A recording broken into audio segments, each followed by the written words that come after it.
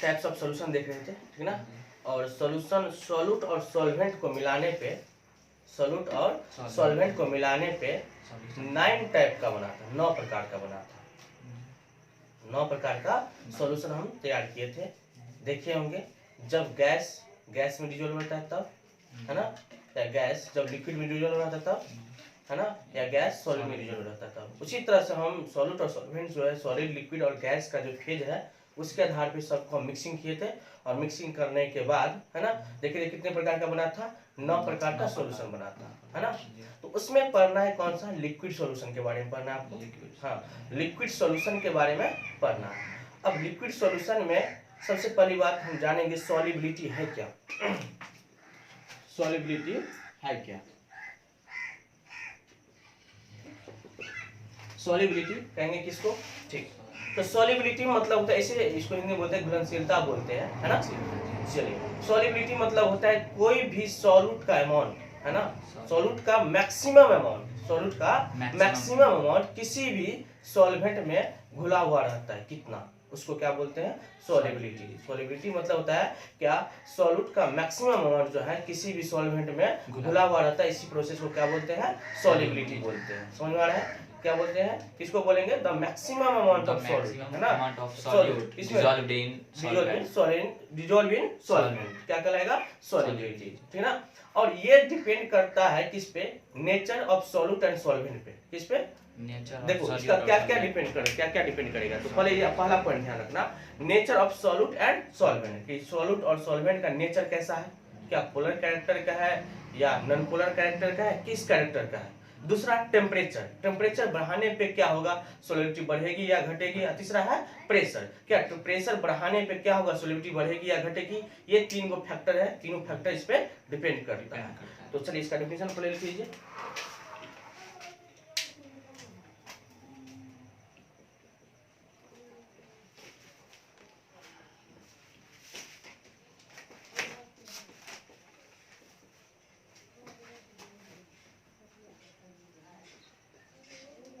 Maximum amount of solute which can be dissolved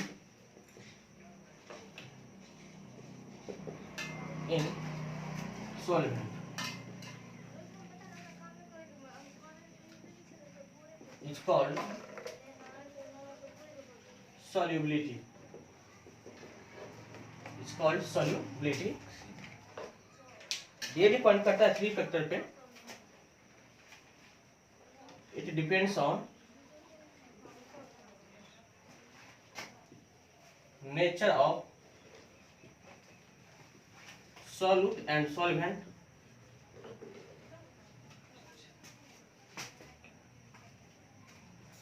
as well as temperature and pressure.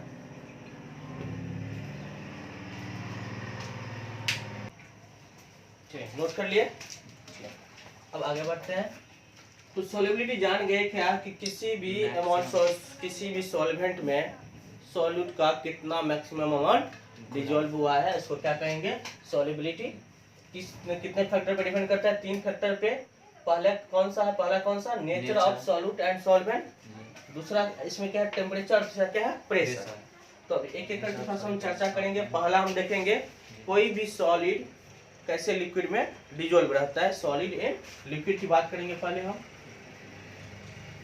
पहला solubility of solid in liquid, ये देखना है। Solubility मतलब यहीं पे कोई सॉलिड लिक्विड में किस तरह से घुला हुआ रहता है, ये देखना है। देखिए जैसे एक क्वेश्चन है, आपसे पूछते हैं कि बताइए, चीनी जो है पानी में आसानी से घुल जाता है, चीनी पानी में आसानी से घुल जाता है, जबकि एक चौक है ना, चौक जो आप लिखते हैं बोर्ड पे, जो चौक आता है वो पानी में आसानी से घुल नहीं पाता। ऐसा क्या, क्यों, इसका क्या रीजन है।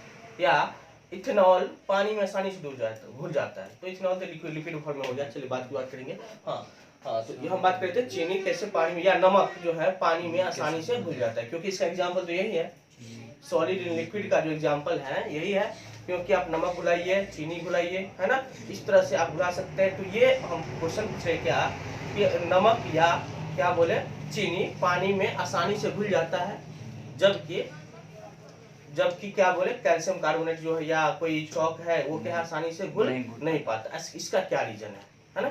तो ध्यान दीजिए इसका रीजन। अब दो तरह का एनर्जी पढ़े होंगे है ना, 11th में पढ़े होंगे। एक होता है लैटिस एनर्जी और दूसरा होता है हाइड्रेशन एनर्जी। लैटिस एनर्जी और हाइड्रेशन एनर्जी।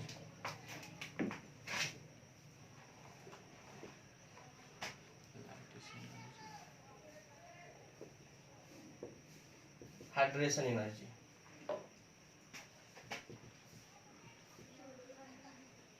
है ना, ये पढ़े होंगे। दूसरा पहला क्या बोले लैटिस एनर्जी, दूसरा क्या बोले हाइड्रेशन एनर्जी। देखिए लैटिस एनर्जी क्या है, देखिए जब 1 मोल सोडियम आयन को और 1 मोल क्लोरीन आयन को रिएक्शन करवाते हैं, क्या बोले सोडियम और क्लोरीन को रिएक्शन करवाएंगे तो क्या बनेगा, सोडियम क्लोराइड बनेगा है ना। क्या बनेगा, सोडियम क्लोराइड बनेगा। अब सोडियम क्लोराइड उस दौरान सोडियम क्लोराइड का एक क्रिस्टल बनेगा है ना। इस दौरान जो एनर्जी रिलीज होती है उसको बोलते हैं लैटिस एनर्जी। क्या बोलेंगे, लैटिस एनर्जी। फिर समझना क्या बोले, जब 1 मोल सोडियम आयन और 1 मोल क्लोरीन आयन को रिएक्शन करवाएंगे, या कहने का मतलब हुआ है ना जब आयनिक क्रिस्टल बनता है, कोई आयनिक क्रिस्टल बनता है, उस दौरान जो एनर्जी रिलीज होती है, जो एनर्जी निकलती है उसको क्या बोलेंगे, लैटिस एनर्जी। समझ में आ रहा है। तो सोडियम और क्लोरीन के बनने के दौरान जो एनर्जी निकल रही है उसको क्या बोले, लैटिस एनर्जी। अब सोडियम क्लोराइड को तोड़ना है, मतलब कहने का मतलब सोडियम क्लोराइड को पानी में डालना है। तो सोडियम क्लोराइड पानी में डालेंगे तो क्या होगा, सोडियम आयन अलग होगा और क्लोरीन आयन अलग होगा। क्यों, कैसे अलग हो जाएगा, तो देखो जितना एनर्जी आप पढ़े होंगे अकॉर्डिंग टू लॉ ऑफ क्या कहते हैं, कंजर्वेशन ऑफ एनर्जी है ना। कंजर्वेशन ऑफ एनर्जी क्या पढ़े, ऊर्जा संरक्षण के सिद्धांत पढ़े होंगे है ना। उसमें क्या पढ़े हैं कि जितना एनर्जी लाइट जो क्रिस्टल बन रहा है उस दौरान निकलती है उतना ही एनर्जी चाहिए इसको तोड़ने के लिए। फिर समझना, जब सोडियम और क्लोरीन जो बन रहा है Na+ और Cl- जब बनेगा, इस क्या बनाएगा, NaCl बनाएगा, उस दौरान जो एनर्जी निकलेगा उसको क्या बोलेंगे, लैटिस एनर्जी। जी लैटिस एनर्जी। क्या बोलेंगे इसको, लैटिस एनर्जी बोलेंगे। तो ये एनर्जी निकला किसके दौरान, जब सोडियम क्लोराइड का एक क्रिस्टल बन रहा था उसके दौरान। अब इतना एनर्जी निकल रहा है, अब उसी क्रिस्टल को तोड़ने के लिए उतना एनर्जी क्या करना पड़ेगा, इसको सप्लाई करना पड़ेगा, तब जाके टूटेगा है ना। तो उतना ही एनर्जी को क्या चाहिए, इसको सप्लाई चाहिए, मतलब लैटिस एनर्जी के बराबर इसको एनर्जी चाहिए सोडियम क्लोराइड को तोड़ने के लिए। समझ आ रहा है। अब हाइड्रेशन एनर्जी क्या है, देखो हाइड्रेशन एनर्जी करने का मतलब क्या समझ में आ रहा है। अगर सोडियम आयन को पानी में डालेंगे, सोडियम आयन को पानी में डालेंगे तो क्या हो जाएगा, स्वाभाविक बात है गीला हो जाएगा। गीला होने का मतलब क्या हुआ, चारों साइड जो है सोडियम आयन के आसपास में वाटर का मॉलिक्यूल क्या हो जाएगा, जमा हो जाएगा। उसी तरह से क्लोरीन आयन भी डालेंगे तो क्लोरीन आयन भी क्या हो जाएगा, आप वापस आसपास जो है इसके कौन सा हो जाएगा, वाटर मॉलिक्यूल जमा हो जाएगा। कहने का मतलब Na+ में कौन सा आ जाएगा, वाटर मॉलिक्यूल इसके चारों साइड आ जाएगा है ना। और वाटर मॉलिक्यूल कहने का मतलब कौन सा, H2O पर है, ये ऑक्सीजन पे कौन सा चार्ज, H2O कहने का मतलब ऑक्सीजन में कौन सा माइनस, हाइड्रोजन में कौन सा प्लस, क्योंकि पोलर कैरेक्टर क्या है माइनस और ये प्लस। तो माइनस वाले और प्लस वाले के बीच में क्या होगा, अट्रैक्शन होने के कारण से उसके चारों साइड क्या होगा, जमा हो जाएगा। उसी तरह से इसमें भी H2O इसी तरह से, ठीक ना, इसी तरह से इसमें भी H2O है ना। तो माइनस वाले क्या होगा, इस प्लस वाले के चारों साइड क्या हो जाएगा, जमा हो जाएगा। उसी तरह से क्लोरीन मॉलिक्यूल को भी कौन घेरेगा, वाटर मॉलिक्यूल। फिर इस तरह से वाटर मॉलिक्यूल घेरेगा, और वाटर मॉलिक्यूल करने का मतलब ये हाइड्रोजन पे कौन सा चार्ज होता है, प्लस वाला, और प्लस माइनस के बीच में क्या हो जाएगा, वही अट्रैक्शन होने के कारण से ये वाटर मॉलिक्यूल इसको घेरेगा। समझ में आ रहा है क्या बोल रहे हैं। तो जब वाटर मॉलिक्यूल इसको जो घेर रहा है इसको कहते हैं हाइड्रेशन। क्या बोलते हैं इसको, हाइड्रेशन। अब इस दौरान भी इसमें एनर्जी रिलीज होगी, इस दौरान भी इसमें क्या होगा, एनर्जी रिलीज होगी। इसको बोलेंगे हम हाइड्रेशन एनर्जी।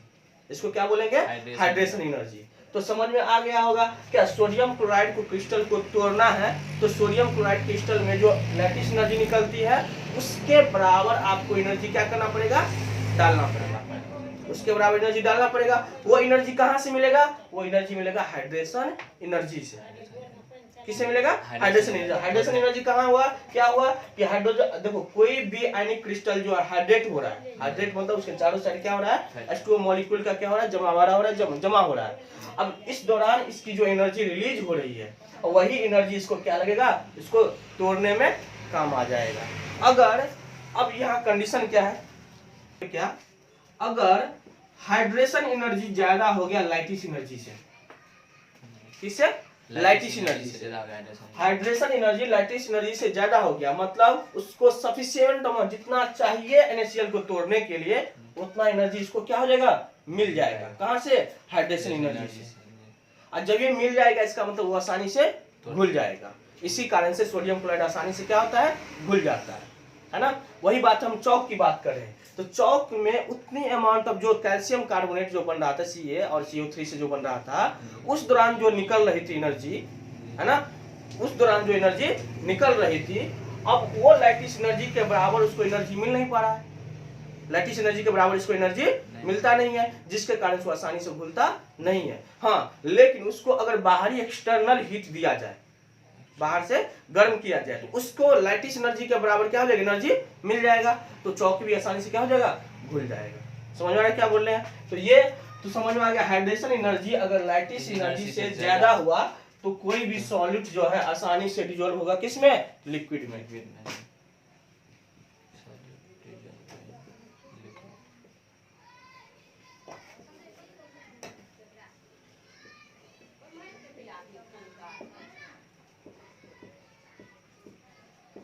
ठीक ना।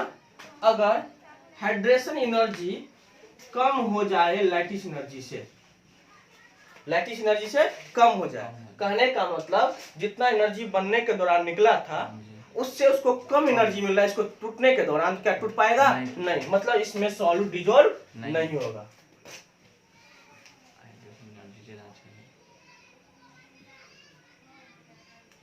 Solute does not dissolve in liquid.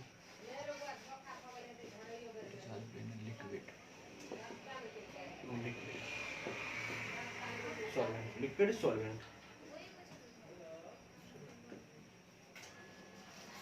ठीक।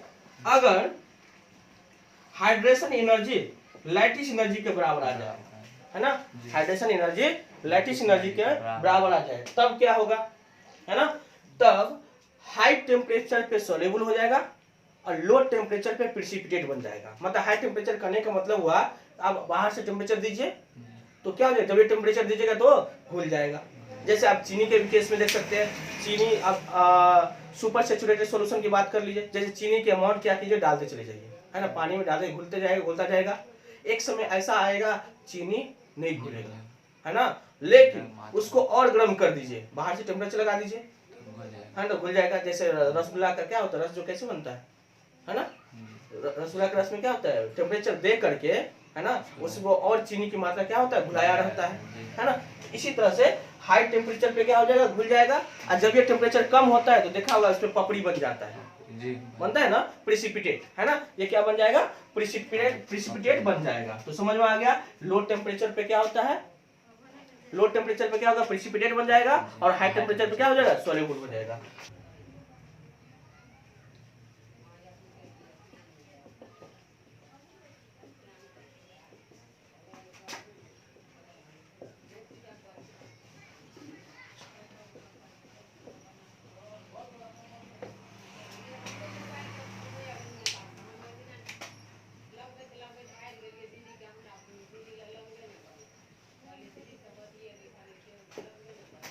solubility of solute, solubility of solid liquid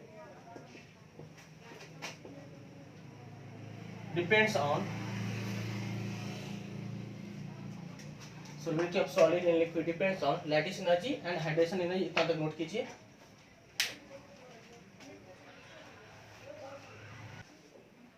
ध्यान दीजिए, अगर इसमें बताए थे अभी टेम्परेचर बढ़ाएंगे तो क्या होगा, सॉल्युबिलिटी बढ़ जाएगी, है ना।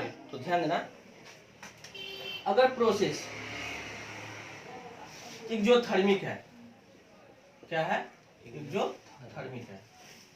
एक्सोथर्मिक मतलब क्या समझ में आ रहा है, सिस्टम से एनर्जी क्या हो रही है, निकल रही है। एक्सोथर्मिक को हिंदी में क्या बोलते हैं, उष्माक्षेपी, है ना, उष्माक्षेपी मतलब इसमें हीट का क्या हो रहा है, इवॉल्व हो रहा है, हीट यहाँ से सिस्टम से क्या हो रहा है, निकल रहा है।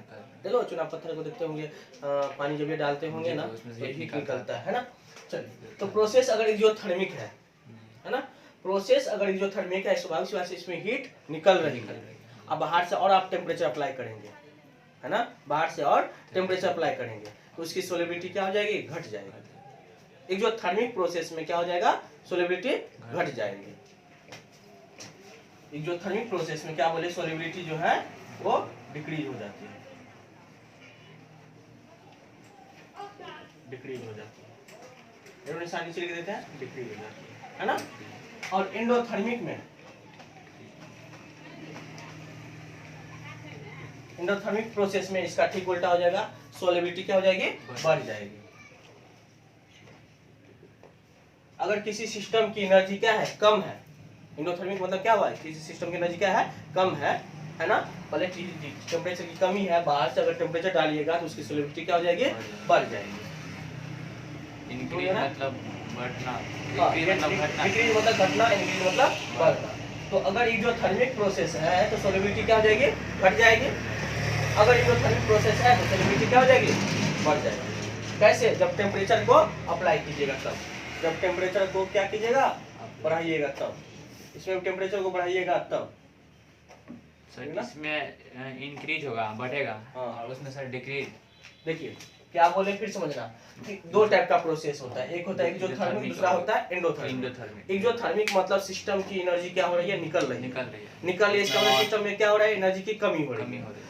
अब है सोलिबिलिटी की बात कर रहे हैं हम, सोलिबिलिटी क्या होगा, बढ़ेगा घटेगा। तो हम टेम्परेचर, देखो एक तो एनर्जी निकल रही है इसमें से, ऊपर से हम टेम्परेचर और अप्लाई कर रहे हैं, और अप्लाई तो इसकी सोलिबिलिटी क्या हो जाएगी, घट जाएगी, है ना, उधर से निकल रहा है, उसको निकल रहा है तो सोलिबिलिटी इसकी क्या हो जाएगी, घट जाएगा। एंडोथर्मिक, इसमें सिस्टम में क्या एनर्जी की कमी है, तो हम क्या करेंगे, टेम्परेचर अप्लाई कर रहे हैं, टेम्परेचर अप्लाई करेंगे तो इसकी सोलिबिलिटी क्या हो जाएगी, बढ़ जाएगी। नोट करिए इसको, नोट कर लिए। देखिए अब एक और बात ध्यान देना, कोई भी सॉल्युबल होता है उसका एक और रीजन है, दो रीजन हम बताए थे, 3 फैक्टर है, कौन सा, nature of solute and solvent, pressure और टेम्परेचर। तो टेम्परेचर की तो हम चर्चा कर लिए, है ना। प्रेशर की हम बात कर रहे हैं, है ना। प्रेशर का कोई इफेक्ट नहीं होता है सॉल्युबिलिटी पे, क्या बोले, प्रेशर का कोई इफेक्ट नहीं होता है, मतलब प्रेशर बढ़ाइएगा या घटाइएगा इससे कोई इफेक्ट इसको पड़ने वाला नहीं है। तो प्रेशर पे ये डिपेंड नहीं करता है। एक्चुअली क्या होता है, वो सॉलिड जो है और लिक्विड जो हाईली कंप्रेस्ड रहता है, वो ऑलरेडी कंप्रेस्ड रहता है। तो जब सॉलिड और लिक्विड हाईली कंप्रेस्ड रहेगा तो ऊपर से और भी आप प्रेशर अप्लाई कीजिए, उससे कोई इफेक्ट ज्यादा नहीं पड़ने वाला है ना। तो समझ में आ गया, प्रेशर का कोई इफेक्ट जनरली नहीं होने वाला है। Pressure does not effect on solubility of solid in liquid because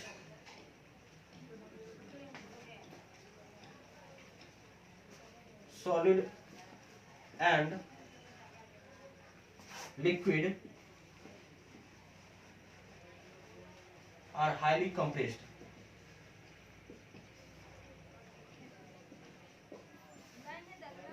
Highly compressed.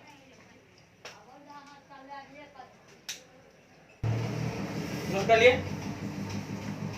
इसको मिटा रहे हैं। अब थोड़ा सा नेचर की बात कर लेते हैं, है ना, की बात कर लेते हैं। तो नेचर के लिए याद रखिएगा, ये क्या है, like dissolve in like, like dissolve in like, dissolve. हाँ, अब लाइक मतलब क्या, जो अपने जैसे एक समान गुण वाले अपने समान गुण वाले में ही डिजोल्व होना चाहिए। कहने का मतलब अगर कोई पोलर सॉल्यूट है ना, कोई अगर पोलर सॉल्यूट है तो पोलर सॉल्वेंट में ही डिजोल्व होगा। पोलर सॉल्यूट है वो किस में होगा डिजोल्व, पोलर सॉल्वेंट में ही डिजोल्व होगा। Polar solute dissolve in polar solvent. अगर कोई नॉन पोलर सॉल्यूट है, नॉन पोलर सॉल्यूट है तो किसमें डिजोल्व होगा, नॉन पोलर में ही डिजोल्व होगा। Non polar solvent. चलिए इसको भी नोट कर लीजिए। जैसे NH3 है पोलर, तो NH3 है। अमोनिया क्या होता है? गैस फॉर्म में होता है। हम पोलर गैस की चर्चा नहीं कर रहे, जैसे सोडियम क्लोराइड, सोडियम क्लोराइड है ना, सोडियम क्लोराइड जो है पोलैरिटी दर्शा देगा, Na+ और Cl- में दर्शा देगा, है ना। और वाटर क्या है? पोलर कैरेक्टर का है, Na+ और Cl- पोलैरिटी का कैरेक्टर दर्शा देगा, और वाटर क्या है? पोलर कैरेक्टर, उसमें क्या हो जाएगा? सॉल्युबल हो जाएगा। नोट कर लिया? आगे देखते हैं। तो पहला हमने समझ में आ गया, क्या पहला समझा दिया कौन सा? Solubility of solid in liquid. अब दूसरा टॉपिक होगा solubility of liquid in liquid. किसमें? लिक्विड इन लिक्विड में। देखिए ध्यान दीजिए, ध्यान दीजिए, यही फैक्टर इस पे डिपेंड करेगा। कहने का मतलब अगर हम इथेनॉल की बात करें, इथेनॉल लिक्विड फॉर्म में है, वाटर भी किस फॉर्म में है? लिक्विड फॉर्म में है ना। तो इथेनॉल जो है आसानी से घुल मिल जाता है वाटर में। आप चाहे जितना इथेनॉल में पानी मिलाना हो, कम मिलाना हो कम मिलाइए, ज्यादा मिलाना हो मिला लीजिए, किसी भी मात्रा में मिलाइए घुल मिल जाएगा, है ना। जैसे मिल्क को भी देखेंगे, दूध जो है, दूध में आसानी से पानी आप मिला सकते हैं, किसी भी मात्रा में मिलेगा मिल जाएगा, है ना। तो कोई जो है, कोई लिक्विड आसानी से घुल मिल जाता है, लेकिन कुछ लिक्विड ऐसा भी है जो घुलता मिलता नहीं है, ठीक ना। जैसे हम बात करते हैं, केरोसिन को मिला दीजिए पानी में, है ना। केरोसिन किस में है? लिक्विड फॉर्म में है। मटेरियल को मिलाइए, लिक्विड फॉर्म में है, और पानी में मिलाइए, क्या मिल जाएगा? नहीं मिलेगा। क्या रीजन है कि वो नहीं मिल पाता है ना? क्या रीजन है कि वो नहीं मिल पाता है? तो ये आपको थोड़ा समझना पड़ेगा। जैसे एक वैसे ही है, हेप्टेन और हेक्सेन की बात करते हैं। हेक्सेन और हेप्टेन आसानी से घुल मिल जाता है, ठीक ना।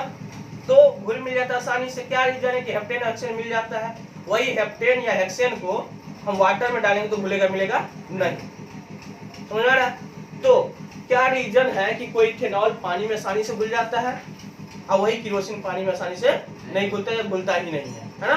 तो उसके लिए भी वही फैक्टर डिपेंड करेगा, क्या बोले? पहला nature of solute and solvent, है ना। मतलब क्या समझे? Nature of solute and solvent, solute and solvent. Nature of solute and solvent मतलब like dissolve in like. Polar किसमें डिसॉल्व होगा?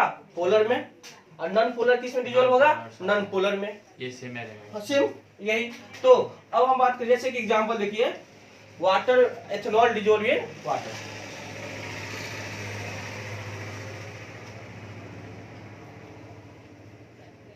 वाटर आखिर क्यों घुल मिल जाता है ना? उसका रीजन जानते हैं। अच्छा, वाटर जो है वो हाइड्रोजन बॉन्डिंग बनाता है। वाटर क्या बनाता है? हाइड्रोजन बॉन्डिंग बनाता है। वाटर का मॉलिक्यूल दूसरे मॉलिक्यूल के साथ क्या बनाएगा? हाइड्रोजन बॉन्डिंग बनाएगा, ठीक ना। देखो हाइड्रोजन बॉन्डिंग बनाने का कंडीशन क्या बोले थे? जब हाइड्रोजन एटम किसके बीच में आ जाए? फोन के बीच में। फोन मतलब क्या? फ्लोरीन, ऑक्सीजन और नाइट्रोजन, है ना। तो देखो ये हाइड्रोजन दो ऑक्सीजन के बीच में आ गया, क्या बन गया यहाँ पे? Hydrogen bonding. यहाँ पे क्या बन गया? हाइड्रोजन बॉन्डिंग बन गया, हाइड्रोजन बॉन्डिंग। अब उसी तरह से इथेनॉल की बात करते हैं, या अल्कोहल फैमिली की बात करते हैं, है ना। अल्कोहल फैमिली में HOR, आप पढ़े होंगे अल्कोहल का फंक्शनल ग्रुप क्या होता है? OH, है ना। तो ROH लिखे, ये कौन सा फैमिली है? अल्कोहल फैमिली का है। ये भी क्या? अल्कोहल है, ठीक। तो उसमें भी क्या हाइड्रोजन बॉन्ड बनाने का कंडीशन आ गया क्या? हाइड्रोजन देखो दो ऑक्सीजन के बीच में आ गया, दो ऑक्सीजन के बीच में आ गया, क्या बनाएगा? Hydrogen bonding. तो ये जो है हाइड्रोजन बॉन्डिंग, अब इन दोनों को जब घुलाएंगे मिलाएंगे, इन दोनों को घुलाएंगे मिलाएंगे, तो ये अल्कोहल का जो है मेंबर वो वाटर मॉलिक्यूल के साथ जो है घुल मिल जाएगा आसानी से। क्यों? क्योंकि हाइड्रोजन बॉन्डिंग बना लेगा। देखो कैसे, ये मान ले वाटर का है ना, और उसके बीच में कौन आ जाएगा? अल्कोहल का, ठीक। फिर वाटर मॉलिक्यूल, फिर अल्कोहल का मेंबर आ जाएगा। इस तरह से देखो यहाँ क्या हाइड्रोजन बॉन्डिंग बनाने का कंडीशन आ गया इसको, है ना। ये भी देखो हाइड्रोजन बॉन्डिंग बनाने का कंडीशन आ गया। तो जब हाइड्रोजन बॉन्ड बना लेता है, इसी कारण से है वो आसानी से घुल मिल जाता है। समझ में आ रहा है? इथेनॉल को किसी भी मात्रा में मिलाइए पानी में, वो आसानी से घुल मिल जाएगा। लेकिन जो नॉन पोलर कैरेक्टर का है, जैसे कि अभी बात कर रहे थे हम बेंजीन ले लीजिए, नॉन पोलर कैरेक्टर है ना, बेंजीन क्या है, नॉन पोलर कैरेक्टर है। अब बेंजीन को मिला दीजिए वाटर में, नहीं मिलेगा। केरोसिन ले लीजिए, नॉन पोलर कैरेक्टर क्या है ना। अब देखो वाटर तो खुद का अपना एक लेयर बनाता है, एक लॉन्ग चेन बना लेगा, किसके कारण से, हाइड्रोजन बॉन्डिंग से, है ना। उसमें हम डाल रहे कौन सा, केरोसिन या पेट्रोल डालिए, है ना, कोई भी नॉन पोलर डालिए, तो क्या इसके बीच में हाइड्रोजन बॉन्डिंग बना पाएगा, क्या नहीं बना पाएगा। जब हाइड्रोजन बॉन्डिंग नहीं बना पाएगा, उसका खुद का अपना लंबा चेन है, तो उसको क्या करेगा, अलग कर देगा। जब इससे हाइड्रोजन बॉन्डिंग नहीं बना पाएगा तो उसको क्या कर देगा, अलग कर देगा। इसी कारण से है केरोसिन जो पानी में घुलता मिलता नहीं है, पेट्रोल के पानी में घुलता मिलता नहीं है, जबकि इथेनॉल घुल मिल जाता है। क्या इतना समझ में आया, तो इसको नोट कीजिए पहले।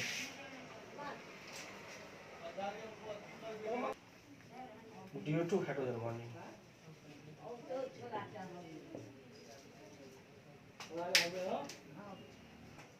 चलिए आगे हम देखते हैं। अब जैसे कि क्लोरोफॉर्म की बात करते हैं, है ना, क्लोरोफॉर्म की बात करते हैं। क्लोरोफॉर्म जो है ना, वो वाटर में पार्शियली सोलेबल है। क्या बोले, क्लोरोफॉर्म जो है वाटर में पार्शियली सोलेबल है। जैसे एग्जांपल दूसरा लिखते हैं, chloroform partially soluble in water. Chloroform partially soluble in water. Chloroform आंशिक जो है, आंशिक रूप से वाटर में सोलेबल होता है, क्योंकि क्लोरोफॉर्म के पास उतनी ज्यादा पोलैरिटी नहीं होती है। क्लोरोफॉर्म थोड़ा सा कम पोलर होता है। कितना होता है, क्या बोले, कम पोलर होता है। क्लोरोफॉर्म का फॉर्मूला जानता होगा, CHCl3, पढ़ा है कि नहीं पढ़ा है, CHCl3 ये क्लोरोफॉर्म है ना। तो ये आंशिक पोलैरिटी होने के कारण से वो कम डिजोल्व हो पाता है। अब बहुत ज्यादा क्लोरोफॉर्म डिजोल्व करने लगेगा तो ये पूरा सोल्यूबल नहीं होगा, ये अलग उसको कर देगा, अपने लेयर से उसको अलग कर देगा। ठीक है ना, इतना बात समझ में आ गया। अब वही अगर एसीटोन रहा, है ना, एसीटोन रहा, एसीटोन करने का मतलब कीटोन ग्रुप रहता है, फंक्शनल ग्रुप CH3 CH3, ये भी पार्शियली पोलर है और ये भी पार्शियली पोलर है। एसीटोन है ये क्या है, एसीटोन ऑर्गेनिक कंपाउंड है, जिसको कहते हैं प्रोपेनोन बोलते हैं। CO फंक्शनल ग्रुप एसीटोन है ना। और ये भी ध्यान देना, ये भी पार्शियली पोलर और ये भी पार्शियली पोलर। अब ये दोनों पार्शियल है, इसका मतलब क्या होगा, दोनों का जो सोलेबिलिटी होगा काफी ज्यादा होगा। पार्शियली सोलेबल मतलब पार्शियली पोलर है, ये भी पार्शियली पोलर है। अब पार्शियली पोलर दोनों क्या होगा, काफी ज्यादा सोलेबल होगा। समझ में आ गया। तो इन दोनों का अगर हम चाहे तो काफी अच्छा से हम मिश्रण बना सकते हैं, सोलेबिलिटी बना सकते हैं, हो सकता है। हम नेक्स्ट अगर एग्जांपल ले, नॉन पोलर का भी एक एग्जांपल ले लेते हैं, है ना। नॉन पोलर में कैसे, हम नॉर्मल हेक्सेन की बात कर लेते हैं, है ना। नॉर्मल हेक्सेन, हेक्सेन का फार्मूला C6 क्या, H14, C6 H14, ठीक है ना। और हेप्टेन का फार्मूला, हेप्टेन में कितना कार्बन, 7 कार्बन, लागू करो C7 H कितना 16। एल्केन का क्या होता है जनरल फार्मूला, CnH12+2 होता है ना, CnH12+2, N का वैल्यू यहाँ पे 7 है, तो पुट कीजिए, नहीं हो जाएगा। चलिए, तो ये दोनों जो है नॉन पोलर कैरेक्टर का है, क्या है, नॉन पोलर कैरेक्टर का, और ये भी क्या है, नॉन पोलर कैरेक्टर का। इन दोनों का आसानी से क्या होगा, सोलेबिलिटी हो जाएगा, काफी ज्यादा मिश्रण हो जाएगा। समझ में आ गया ये बात, ठीक। तो चलिए इसको भी नोट कर लीजिए। पोलर नॉन पोलर में घुलेगा, पोलर पोलर में घुलेगा, समझ में आ गया, ठीक।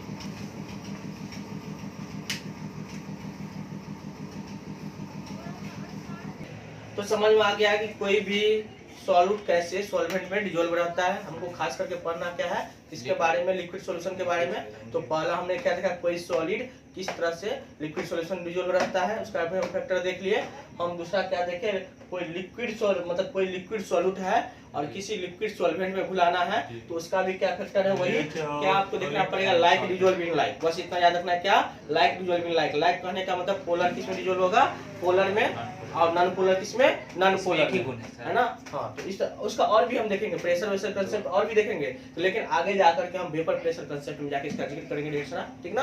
अब तो ये तो समझ में आ गया क्या कि इथेनॉल जो है वाटर में डिसॉल्व होता है, मिल्क वाटर में डिसॉल्व होता है, क्लोरोफॉर्म भी वाटर में डिसॉल्व होता है लेकिन पार्शियली होता है ना, पार्शियली होता है। और उसके बाद एसीटोन भी डिसॉल्व होता है लेकिन पार्शियली होता है, क्योंकि ये पार्शियली मतलब थोड़ा सा ठीक। उसी तरह से ये पार्शियली पोलर है और ये भी पार्शियली पोलर है, तो ये दोनों का मिक्सिंग जो होगा काफी ज्यादा होगा, क्योंकि दोनों का नेचर क्या है, सेम है। चलिए उसी तरह से नॉर्मल हेप्टेन या नॉर्मल हेक्सेन की बात करें, है ना, तो नॉर्मल ये भी नॉन पोलर और ये भी नॉन पोलर काफी ज्यादा घुलनशील होगा। वही अगर हम बेंजीन भी ले लेंगे, नॉर्मल हेक्सेन हो या बेंजीन ले लेंगे, है ना, तो वो भी काफी ज्यादा सोलेबल होगा। तो समझ में आ गया क्या, पोलर पोलर में, नॉन पोलर में। हम नेक्स्ट डे चर्चा कौन सा करेंगे, solubility of gas in liquid.